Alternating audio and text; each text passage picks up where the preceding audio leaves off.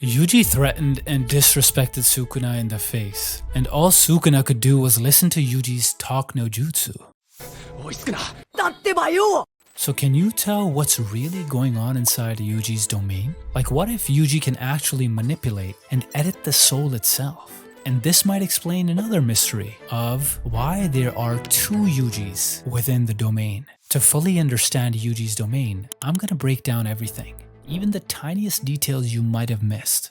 As soon as chapter 264 ended, you were hit with a big surprise. Yuji suddenly busting out his domain expansion as a last-ditch effort against a recharged Sukuna. If you remember, after throwing hands with the king for what felt like forever, it was almost like back to square one when Sukuna got his curse energy back and healed himself after a series of Black Flash. That is why after almost every sorcerer was trashed, Yuji was left with one choice: figure out a way to take down Sukuna solo. And that meant unleashing his domain expansion. But after all that scuffle, you might have missed a small detail in the previous chapter that could totally explain how Yuji plans to kill Sukuna and save Megami's body and soul.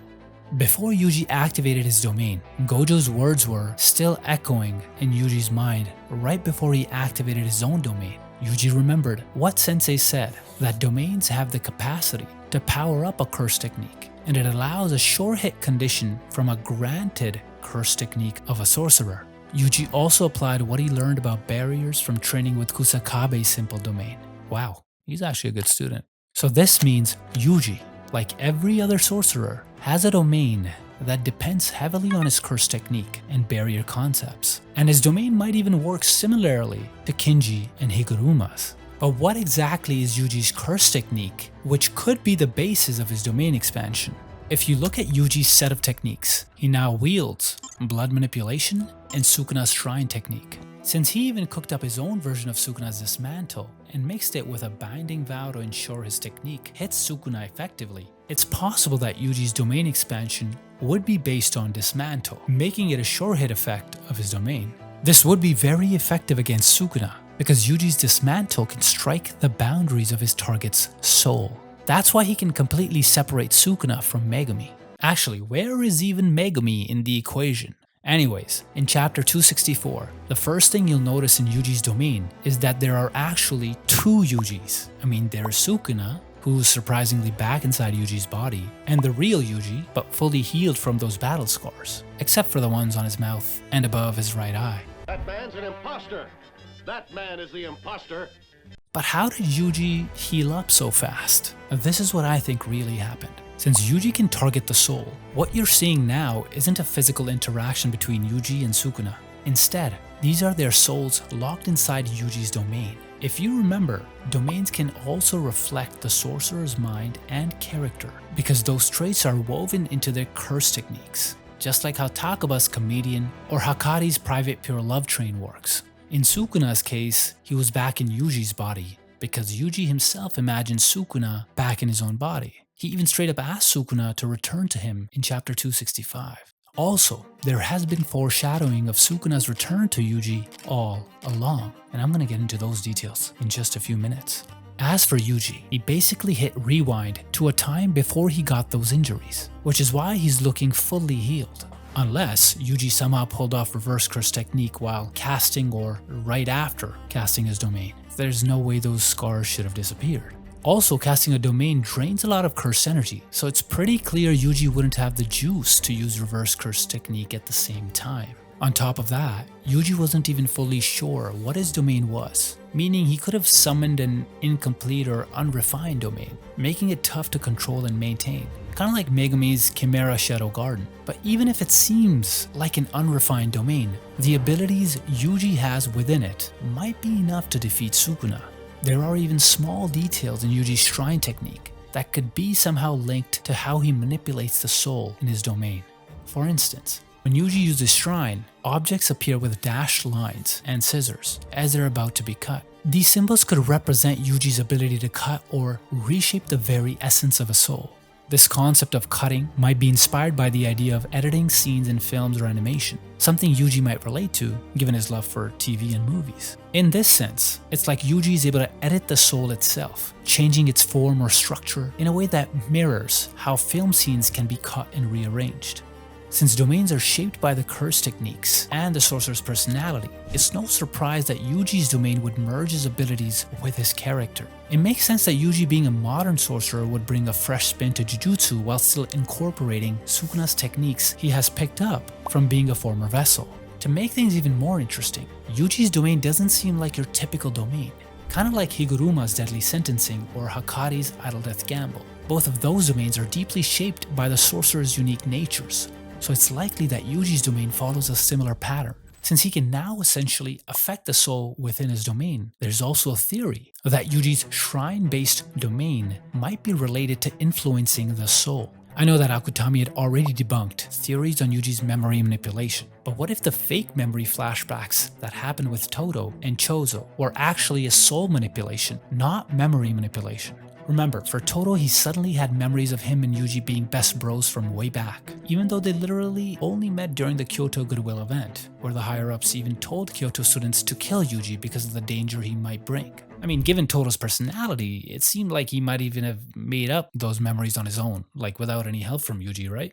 That's why no one suspected Yuji's technique at first. Yuji and Todo even became bros afterwards. But things got a bit more insane when Chozo suddenly remembered a memory with Yuji that never even happened. At that time, Chozo and Yuji were total enemies, and Chozo was about to kill him.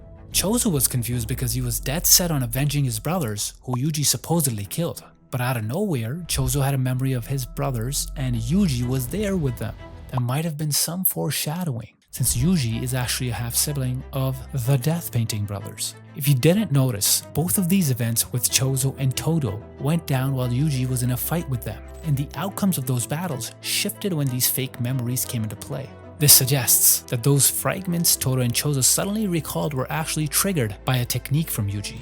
And right now, this kind of thing is happening again. Yuji is fighting against Sukuna, and then he activates his domain with almost the same kind of ability. The only difference is that when he was fighting Chozo and Todo, Yuji didn't know how to activate it, but now he was able to unleash it.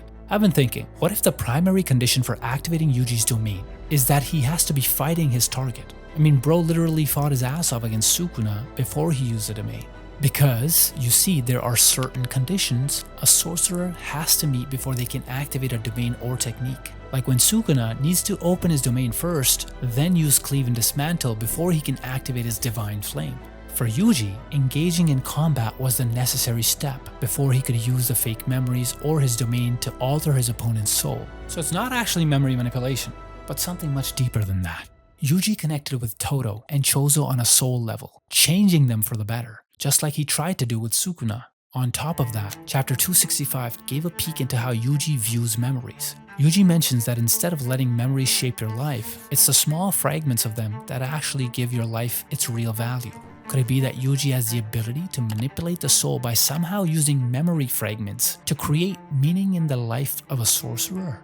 And if that's the case, how does Yuji's domain really work? First, let's check out his mudra, or hand sign. When Yuji opened his domain, bro literally spammed a double middle finger.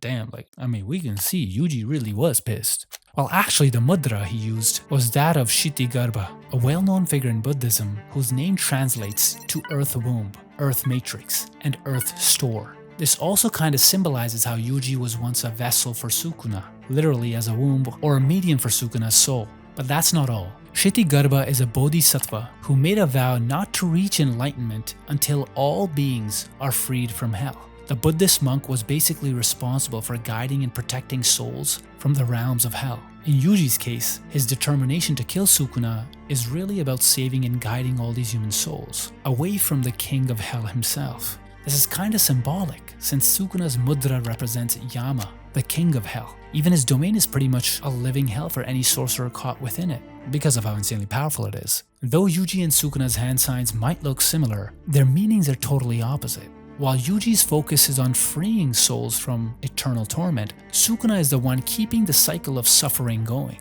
making life a living hell for everyone. But more than that, I'm thinking Yuji's final showdown with Sukuna could be about saving the one soul he was truly meant to guide, Sukuna, the king of hell himself. That's why Yuji's now trying to show Sukuna how humans actually live, taking him on this crazy trip down memory lane, which I'm gonna go deeper into in just a few minutes. Also, Shittigarbha is known as Jizo in Japanese Buddhism, or Jizobosatsu. Besides guiding souls on their journey, Jizo's also the guardian of kids throughout their childhood and even after death. This kind of ties back to how Yuji was entrusted with the souls of his death painting brothers. On top of that, Jizobosatsu is seen as the protector of travelers, which makes sense when you think about how Yuji's domain kicked off at a train station.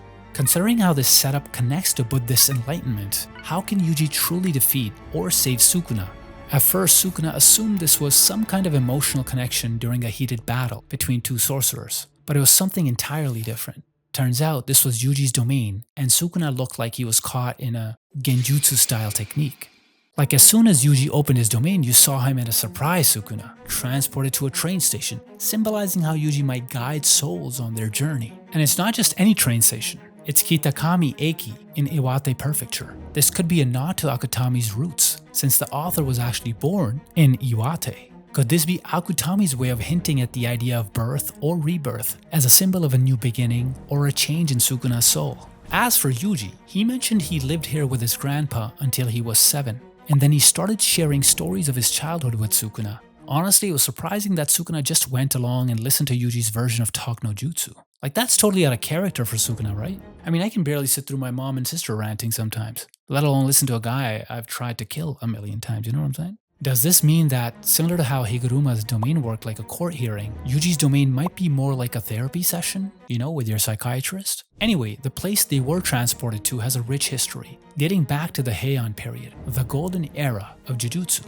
where clans like Fujiwara, Sugawara, and Abe flourished. It was also a significant location for the spread of Buddhist teachings. Plus, Kitakami directly translates to going north. As soon as I saw this, I remembered something Nanami said back in chapter 236. In Gojo's memory, like that peaceful send-off scene right after Gojo Sensei died, he met the closest people to him who had already passed away in an airport. It was kind of weird for JJK after all those deaths, but it was oddly satisfying to see the Tokyo High sorcerers together in an afterlife setting where they seemed happy all together. But wait, aren't you missing someone? Where the heck is my girl Nobara?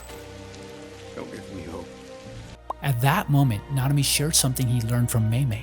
If you want to start anew, head north. And if you want to return to your old self, head south. Interestingly, the title of the chapter where Gojo died was Going South. This suggests that in his final moments, Gojo returned to his true self, the person he had always been. He found peace in the afterlife because he was reunited with the people closest to him, like Geto, Nanami, and Principal Yaga. But for Sukuna, Yuji might be trying to change the king's evil ways by guiding him to go north.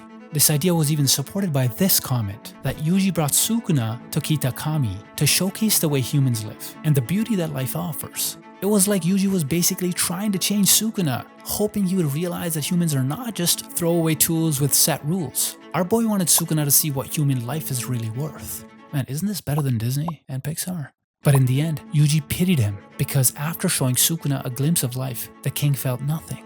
Sukuna may have understood what Yuji was trying to tell him during their conversations, but it didn't change him at all. What makes it even more interesting is that as Sukuna asks Yuji if the boy was pitying him, a Buddha statue is shown. And it's not just any statue. This location is actually a real place. Yeah, Yuji really took Sukuna on a date to Otokoyama Hill in Kitakami Tensochi Park, where the Yasuragi statue is located.